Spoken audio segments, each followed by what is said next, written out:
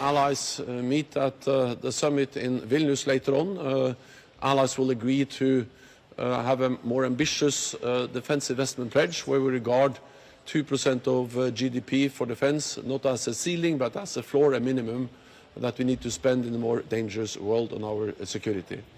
And then we will also meet with our Asia-Pacific partners, New Zealand, Australia, Japan and South Korea. Security is not regional, security is global. What happens in Europe matters for the Indo-Pacific, for Asia, and what happens in Asia matters for Europe. And the war in Ukraine really demonstrates that with all its global ramifications. And also when we see that China and Russia are coming more and more closely, that they stand together, work together, it makes it even more obvious that we need to stand together with our partners in the Indo-Pacific. And with that, I'm ready to take your questions. Secretary General, from the Associated Press, Russia said yesterday that it's ready to bolster its presence around Finland.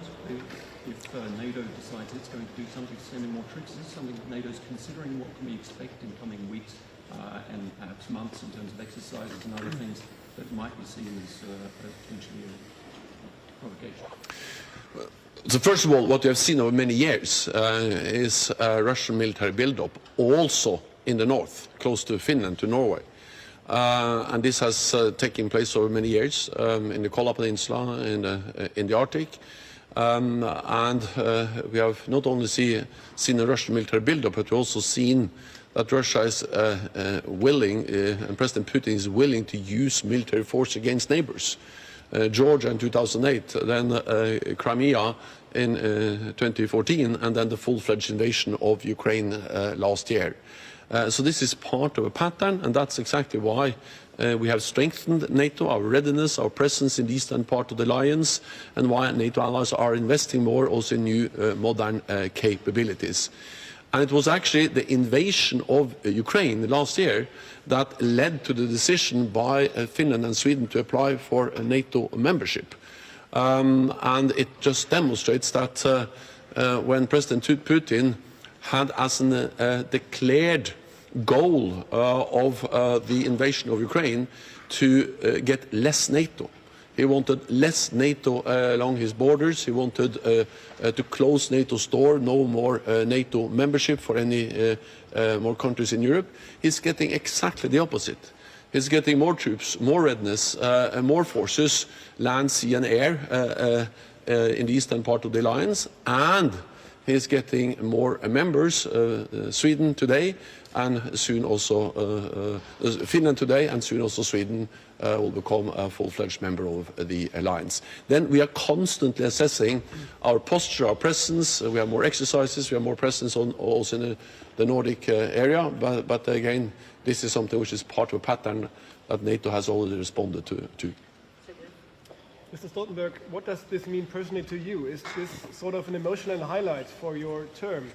And secondly, can you really celebrate when Sweden is not ready to join yet? So I'm glad and I'm proud to be the Secretary General that can welcome Finland as a full-fledged member of the alliance. This is important for NATO, it's important for Finland, it's important not least for the Nordic region and the Baltic region. You can just look at the map and understand how important Finland is for the security in the Nordic and the Baltic region. And then also, of course, Finland brings high-end capabilities, substantial forces, and also the advanced defense industry into the alliance.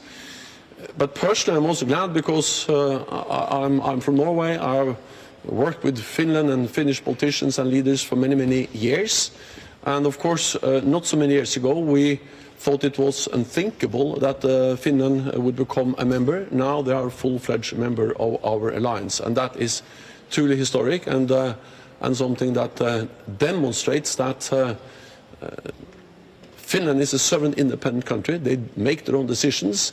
And NATO is an alliance of democracies with an open door to democratic sovereign nations as Finland. Will the security guarantees of NATO now apply 100% to Finland, and what will the difference between Finland and Sweden in this regard?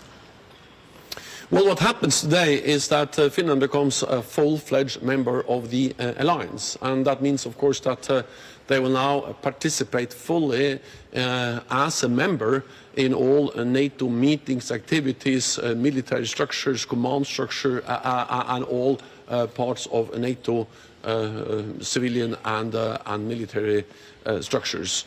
But of course, most importantly, is that by becoming a member, Finland will get an ironclad security guarantee. Article 5, our collective defense clause, one for all for one, will now from today apply for Finland. Then of course this is something that builds on what has happened over the last year.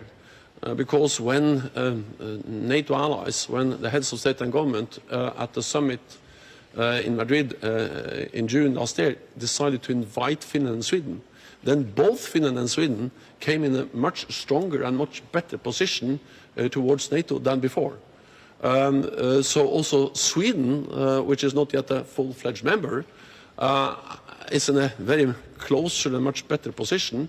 As an invitee, they participate in NATO meetings. They are integrating into NATO structures. We are developing capability targets, taking account for also Sweden when we do defense planning. So Sweden is also very close to NATO, but of course they haven't that final ratification by all allies, and therefore not a full-fledged member. Let me also add on Sweden, and you actually also had a question about Sweden, is that, of course, it is a great day to have Finland as a member, but we will ensure that also Sweden will become a full member. And we have to remember that all allies agreed to invite them, and all allies have signed the accession protocol. What remains when it comes to Sweden is the ratification in two parliaments. I'm confident that will happen. I met with President Erdogan some weeks ago. I also spoke with him on the phone recently, and we agreed, of course, first of all, to ensure that Finland becomes a full member, that the accession process is now finalized for Finland.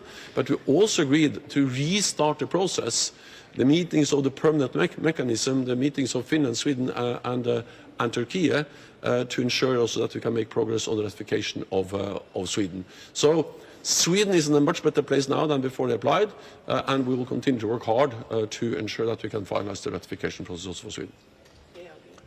Marcus President, ARD. The question to follow up on the question before. In most of the countries on the eastern flank, there are also troops from other countries. Will there be troops from other countries also in Finland? And the second question, how can NATO be more safe by having a much longer border with Russia? It is Finnish decision whether they would like to have any. There will be no NATO troops in Finland without the consent of Finland, and of course. What we have in many countries is that we have exercises, we have naval and air presence and so on, but we don't have permanent bases. And this has not been an issue so far in our discussions with Finland. Then the last. Longer border. Well, the reality is that this is a result of President Putin's war aggression against Ukraine. And of course, Finland also has a history that tells them about the brutality that a war can afflict on the country, like they now see in Ukraine, and like Finland saw during the Winter War in 1930 and 1940.